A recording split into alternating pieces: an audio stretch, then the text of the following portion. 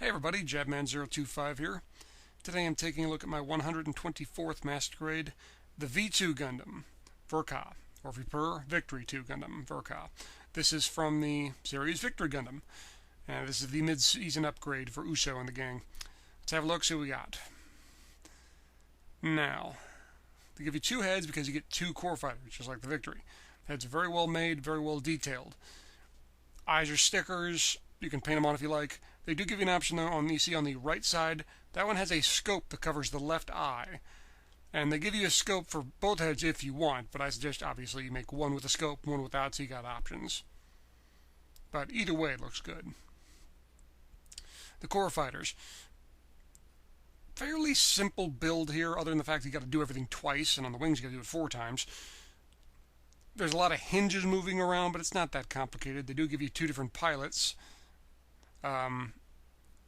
Details very well done. They give you 2 different clear attachments for an action base, and they do give you 2 clear sets of wheels, so you can paint those if you want or have them set. But this part of the build is very, very simple. No real problems. Here's where that ends. You get to the torso, and pretty much everything on here in terms of skirt armor is on a ball joint. Everything can move around just about anywhere. The arms connection to the shoulder is not that good. You can see a little bit of movement and it pops off pretty easily. It's not the end of the world. I mean, it doesn't fall off, but it's not a great connection. There's lots of moving parts on this thing, obviously, for the transformation. Everything on this kit moves in pretty much any different direction. The hands are very small and use the interchangeable fingers, however, and that's a bit of a pain later. But you can see the shoulder movement is crazy on this thing, but it has a nice, strong connection there. This waist section is the devil.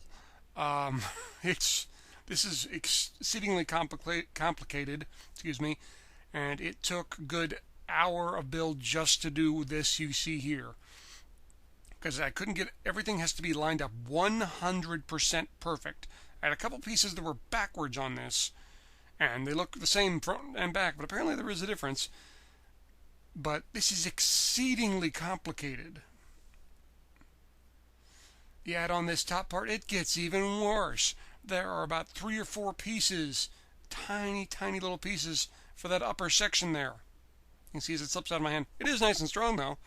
To get everything built on this little section, I had to bust out a magnifying glass and use a pair of tweezers. So yeah, this is complicated. This is really complex. This is all for the transformation sequence later. Legs, complicated but not bad, at least as bad as compared earlier. There's red stickers obviously on each side of the leg. The feet, however, are exceedingly complicated in the way they transform.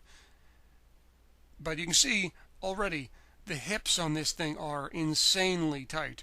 And because of that really complicated hips section there that unfolds for the transformation, those legs are pretty much going to be straight up and down the whole time. There's no spreading those apart at all. Ankles are the same way. They're rock solid, super strong connection, and you're never going to move them. The armor on each side of the ankle pops off all the time. I had to glue it down. You look at it wrong, it pops off. Now, here's pretty much what you have to get the Gundam. 2 core fighters, chest, and a leg section. That all forms together to form the V2. Before we do that, we have decals.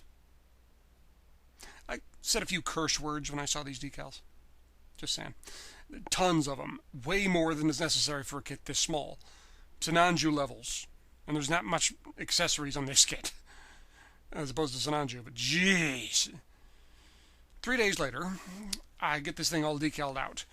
And truth be told, it does look really good with the decals. Core fighters look really good. They got some nice bonus decals. They don't use every single thing on that sheet. But the top half of the torso is full on NASCAR levels. There's decals everywhere on that thing, especially on the shoulders. It's kind of ridiculous. Granted, you can always use whatever decals you want. There's no rule that says you have to use them, but still. Lots and lots and lots and lots and lots of decals. Now, for the transformation.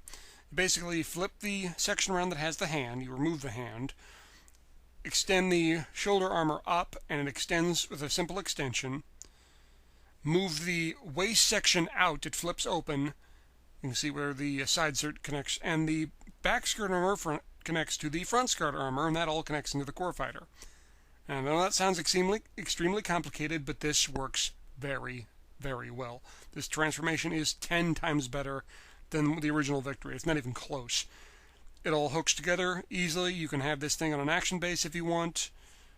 Looks good just sitting there. Transformation works like a charm, and on something this complicated, I couldn't believe it. On the leg flyer, it also works very well. The only problem is that exceedingly complicated waist section I was talking about. You unfold that and connect it into different parts of the leg and the chest flyer, and it all moves around and flips forward and up and what's that have you, and then you connect the flyer into that. And that works really well too. I was stunned just how well this worked. Transformation into Gundam mode, again, very easy. Everything has hooks and latches that pop together. It is a tad, time consuming, I'll admit, to do all these transformations, but they all work like a charm, no problems whatsoever.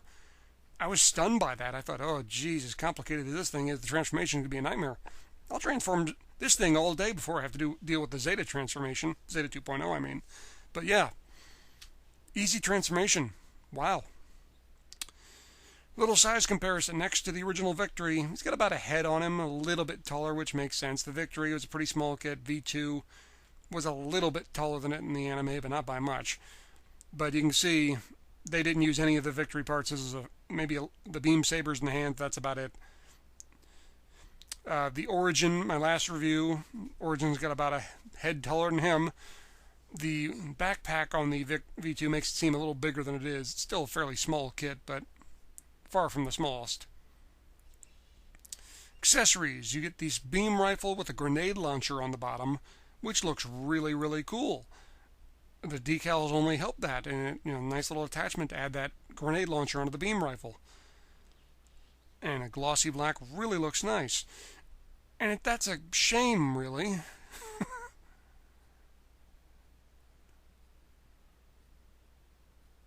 Because this thing can't be held. Not even a little. I mean, I guess the grenade launcher just made it a little too heavy.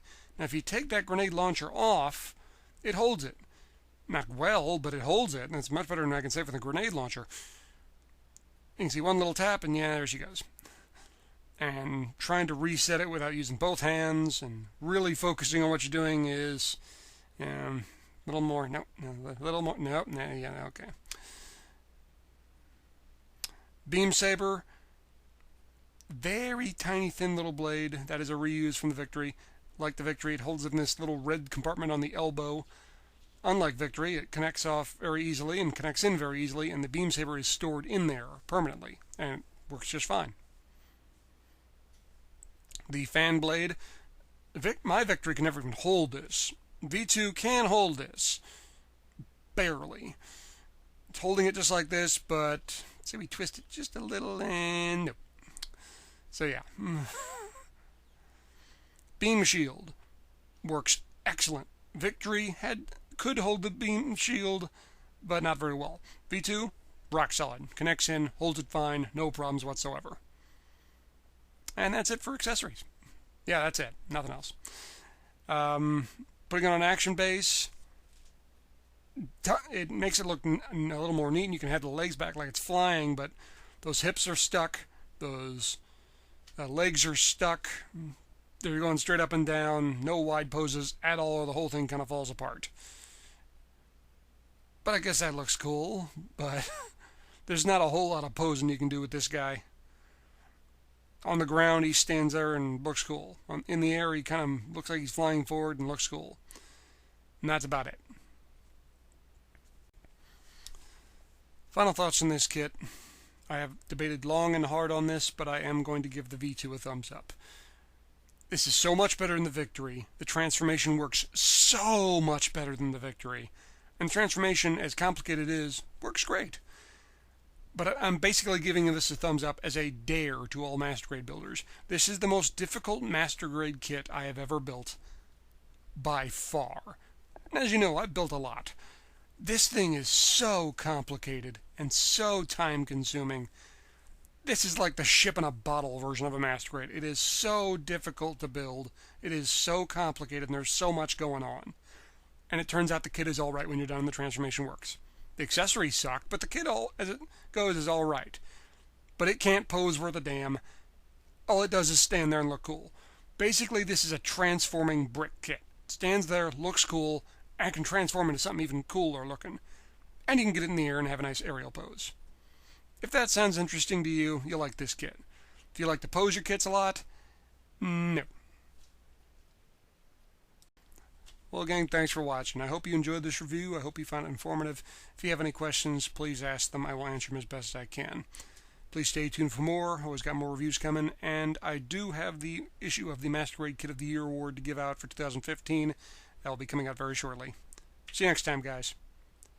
Oh, and one more thing. Ooh, look at that. A giant girl in a bikini. Nice. With a beam saber. This isn't going to end well, is it?